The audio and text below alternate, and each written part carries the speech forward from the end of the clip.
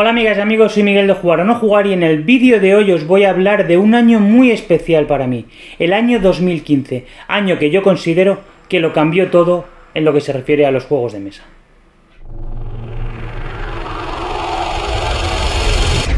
Bienvenidos a Jugar o No Jugar, pero no jugar no es una opción.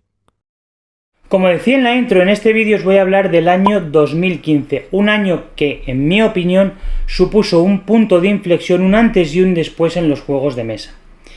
Hay tres motivos fundamentales por los cuales yo considero que este año fue un año súper importante en lo que tiene que ver con los juegos de mesa. Evidentemente, bajo mi opinión, habrá gente que no esté de acuerdo y gente que a lo mejor sí. Os leo en comentarios y me contáis qué opináis luego si llegáis a ver el final de este vídeo, qué os parece. El primer motivo por el cual me parece un punto de inflexión es porque fue el año en que se crearon grandes juegazos, por lo menos para mí. Los he resumido en 20, que 20 grandes juegos para mí son muchos en un año. Los he puesto no a modo de top, pero sí los he colocado por el orden de mis preferencias. Voy a empezar con Kraftwagen, perdón por la pronunciación. Kraftwagen es un juego de coches, es un juego que acaba de ser reeditado, si no recuerdo mal, por una editorial que se llama Samaruk Games, espero no haberme equivocado, y es un juego en el que vamos a ir seleccionando coches haciendo una especie de carrera. Este juego solo lo he podido jugar una vez, así que por eso está tan atrás en la posición y por eso no os puedo hacer un resumen más amplio. También salió Blood Rage. Blood Rage es un juego de enfrentamientos con temática de vikingos, si no me equivoco. Un juego que sí que pude jugar. Un gran juego de enfrentamiento de estos de minis, pero que al no ser mi estilo no os puedo hablar mucho de él. Pero sí que quiero mencionarlo porque me parece que es un gran juego. Es un gran juegazo a todo aquello que les guste los juegos de miniaturas. Os voy a hablar también en el puesto número 18 de Nippon. Nippon es un juego de la editorial What's Your Game. Es una editorial que ha hecho muy buenos juegos, que espero que se reediten mucho. De hecho, este Nippon lo va a sacar Maldito Games en breve. Así que de 3 juegos que os he dicho, 2 van a ser reeditados, lo que quiere decir que son muy buenos juegos. Y es un juego con una temática de mayorías que yo en su momento me quedé con las ganas de poder jugar, así que no os puedo hablar mucho de él, pero que tiene una pintaza brutal y que es muy posible que a lo mejor me lo compre cuando lo reedite Maldito Games. Salió también The Galleries. Con este juego y con el autor tengo un problema, y es que me llaman muchísimo la atención todos los juegos del señor Vital Lacerda. Solo he podido jugar a un juego que es Kanban, que me parece una pasada, pero creo que son juegos que lo han petado en el mundo de los Eurogames, pero que a mí me pillan a destiempo. Si yo hubiera conocido al señor Lacerda en este año 2015, seguramente me lo hubiera comprado porque era en una fase en la que yo me apetecía mucho jugar a juegos duros, juegos densos, pero ahora estoy en otra época en la que juegos muy largos, con mucho setup, me echan un poco para atrás, pero es un juegazo. Juegazo como el que viene ahora, que es Viticultura, un juego de gestionar viñedos, súper chulo, donde vamos a tener que seleccionar los terrenos donde vamos a cultivar las uvas que vamos a coger, cómo las vamos a cuidar, con la ayuda de unos ayudantes, para luego envasarlas con las mejores calidades posibles y venderla. Un euro muy chulo, que no está en mi colección porque es que hay tantísimos euros que no los puedo tener todos, y porque los tiene, por ejemplo, lo tiene un amigo mío que es mi amigo Marquitos, así que de vez en cuando le puedo echar una partida. Así que es cierto que no lo juego demasiado, porque es que jugar con mi amigo Marquitos a ese juego es perder, y claro, perder todas las partidas al final te echa un poquito para atrás. Pero quería mencionarlo porque es un gran juego como puede ser el siguiente, año en que el señor Vlad Battle, o como se pronuncia, sacó el TTA, el Through the Ages New History of Civilizations. Fue mi primer contacto con un juego de civilizaciones, creo que ha sido el padre de grandes juegos de civilizaciones, creo que está en el top de los juegos de civilizaciones, y fue el año en el que yo conocí mi primer juego de civilizaciones, un juego que por cierto me gustó bastante. También salió un juego de caja pequeña del que os he hablado ya varias veces en el canal, pero que por ser de caja pequeña no quiere decir que no sea un juegazo, no quiere decir que no sea un gran euro. Tiene una mecánica Push Your Luck que se llama Oh My Gods. Es un juego de cartas donde, como os comentaba en algún vídeo, partimos con una carta que es una carbonera. Las cartas se pueden utilizar para bajar otras cartas o se pueden utilizar como monedas, y en 2 fases se van a ir robando cartas hasta que salga una especie de sol, y en función de los símbolos que nosotros tengamos, junto con los símbolos que hayan salido en esas 2 rondas, podemos coger ayudantes, construir nuevos edificios, cagarla y no hacer nada. Y me parece un euro como la copa de un pino, y fue mi primer contacto con un juego de Alexander Pfister, autor de juegos como por ejemplo Maracaibo. Así que fue un año en el que yo conocí un juego de caja pequeña que no fuera un party. También descubrí ese año el juego Arriba y Abajo, un juego que a mí personalmente me gusta bastante. El primero de la saga me parece que era Arriba y Abajo, Cerca y Lejos, y luego sacaron uno más, parece la saga de Coco, el de Barrio Sésamo.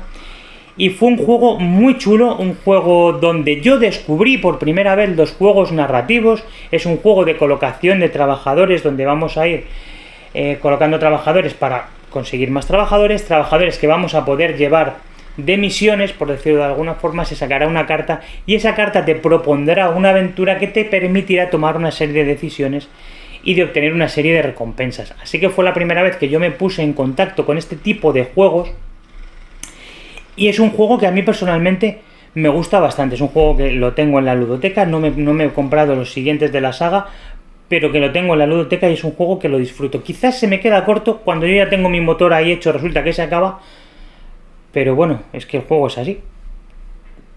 Te guste o no te guste, pasa un poco, salvando las distancias, como el White Castle. Es un juegazo, un euro como la copa de un pino, que a mí siempre me falta un turno, me falta la posibilidad de hacer un poquito más, pero que no lo hago porque no me da la vida.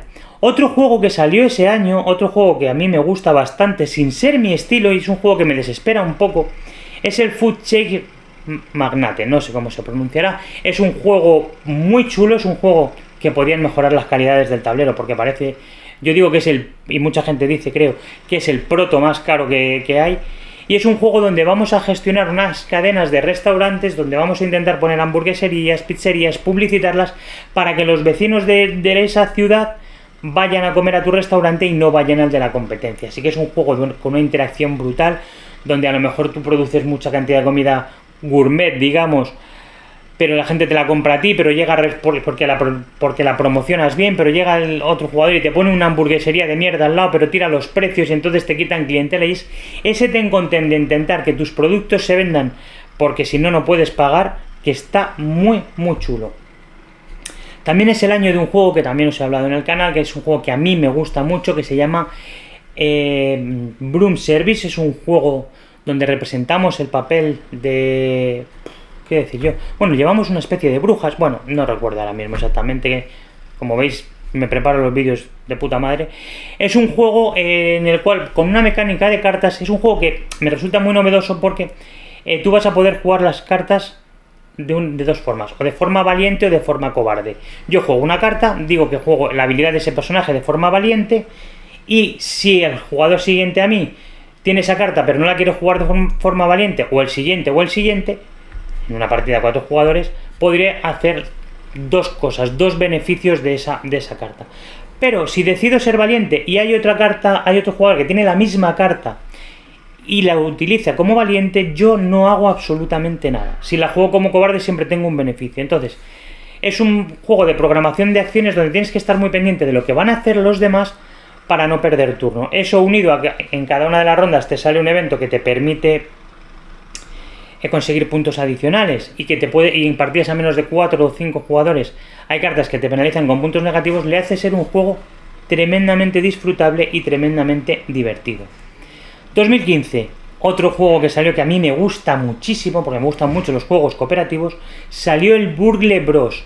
Un juego súper chulo donde representaremos una banda de ladrones que tendremos que intentar robar diferentes botines, un botín en cada uno de los 3 pisos, así se presentaba como primera opción. Luego es cierto que ha habido más escenarios donde se pueden jugar más o menos pisos, más o menos grandes, donde tendríamos que intentar robar una serie de tesoros en unas cajas fuertes que hay en cada una de las plantas del edificio, sin que nos detectaran los guardias, y poder escapar. Un juego cooperativo súper chulo. Nosotros tenemos el Burgle Bros 1 y en su momento compramos también el Burgle Bros 2, así que desde aquí, si os gustan los juegos cooperativos y encima donde tienes una buena temática, donde sientes realmente que estás robando un edificio. Es muy recomendable este Burgle Bros que salió en este 2015.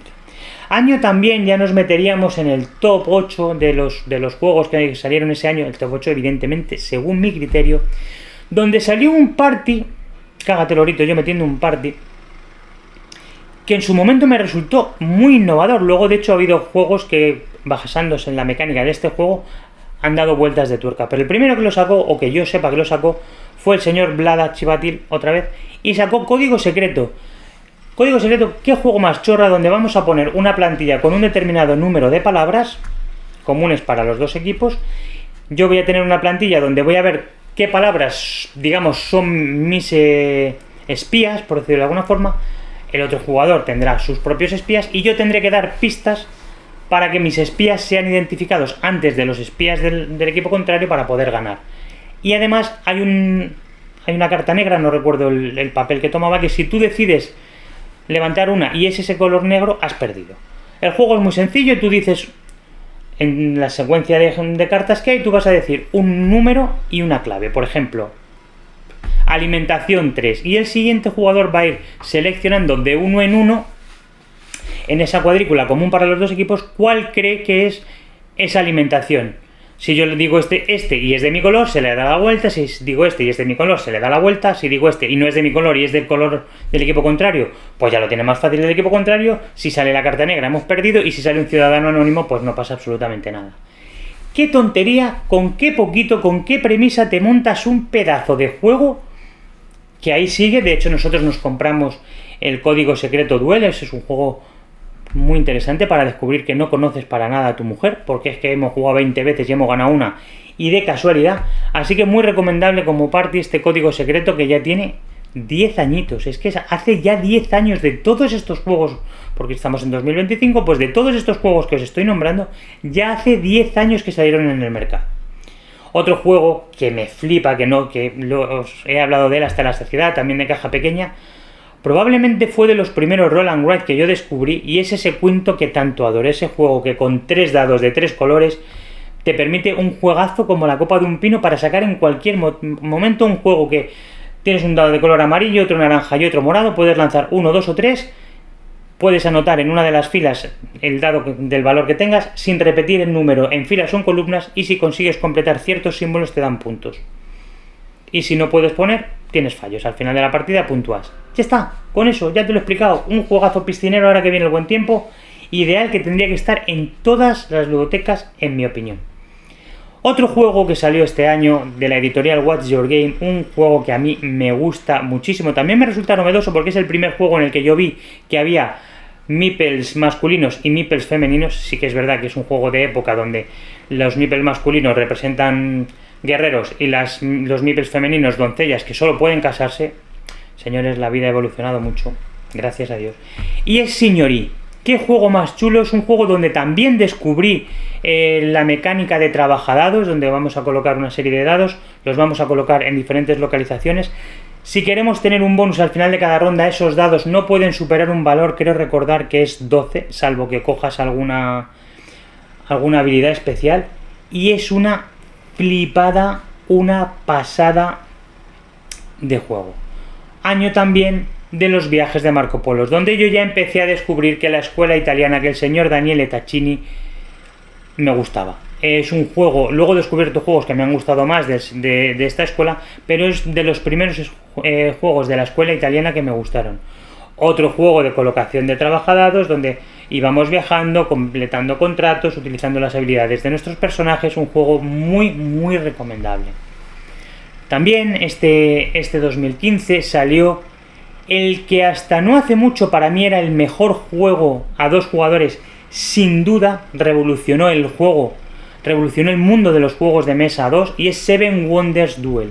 Seven Wonders es un juego que a mí me gusta mucho, es un juego que a mí me descubrió la mecánica de draft, y la versión de Seven Wonders Duel me pareció una barbaridad. Un juego que podías llegar al final de la partida de varias formas. Al final de la partida el que más puntos tuviera, como es lo lógico, sería el ganador, pero tenías la ventaja, la victoria militar o la victoria por ciencia, creo recordar.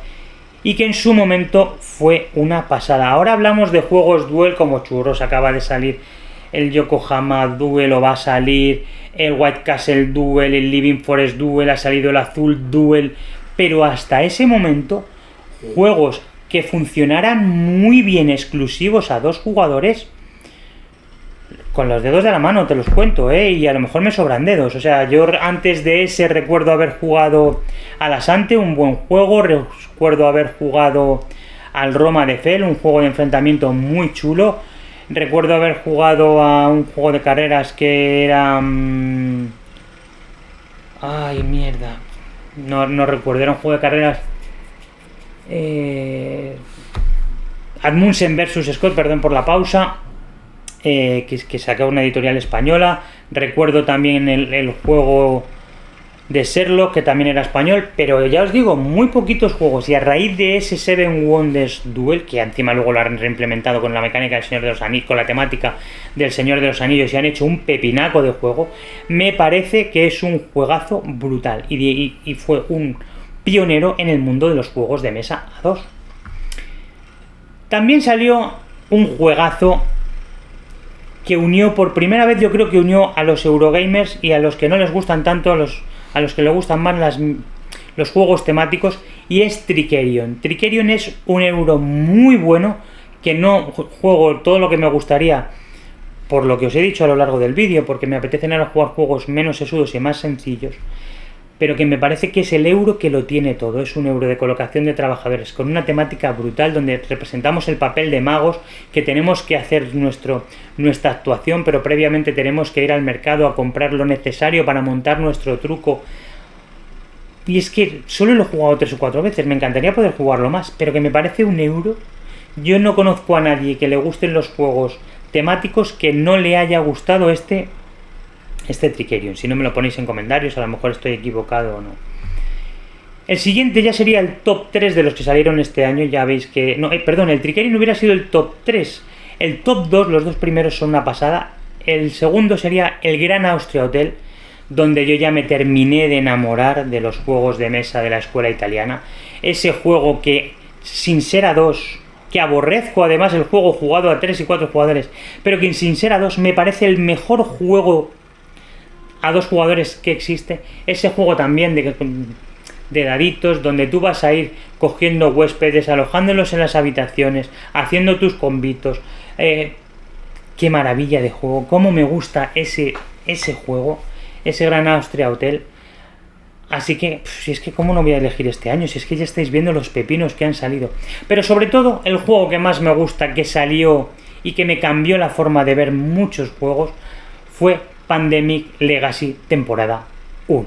Y antes de hablar de este juego, este es el segundo motivo por el cual me parece que 2015 fue un antes y un después, un punto de inflexión en el mundo de los juegos de mesa. El primero porque salieron pepinacos. Ya os he dicho, una lista de 19-20 juegos, y hay más que me he dejado. Pero bueno, seguramente si reviso, como he revisado todos los años, hay muchos años donde han salido grandes juegos. Pero es que este 2015 me permitió descubrir por primera vez, como he dicho con el arriba y abajo, los juegos narrativos. Me permitió descubrir el juego más importante de la historia para mí en cuanto a los juegos a 2 jugadores, como es este Seven Wonders Duel. Me permitió descubrir los juegos de civilizaciones por primera vez con este Through the Ages. Y me permitió descubrir los juegos Legacy.